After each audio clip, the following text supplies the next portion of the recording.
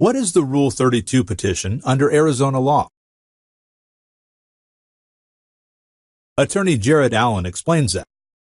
A Rule 32 petition is similar to an appeal. The only difference is that it applies when you enter into a plea agreement with the state to resolve your case, rather than being convicted at a trial of some kind. In the 1990s, changes were made that affected Rule 32 and Arizona's self-defense law or justification law. Up until the late 90s, the self-defense burden, or the burden of proving that someone did not act in self-defense, was still on a prosecutor. That was the law originally, and it is how a law is again now. But for the time between the late 90s and mid-2000s, the burden shifted over to the defendant's side.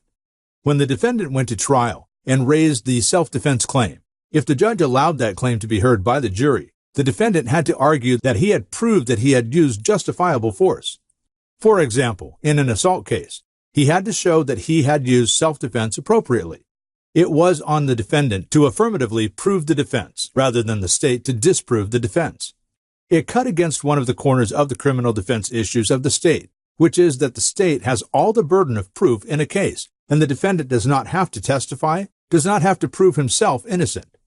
The state has to prove the defendant guilty and prove that there was no justification beyond the reasonable doubt.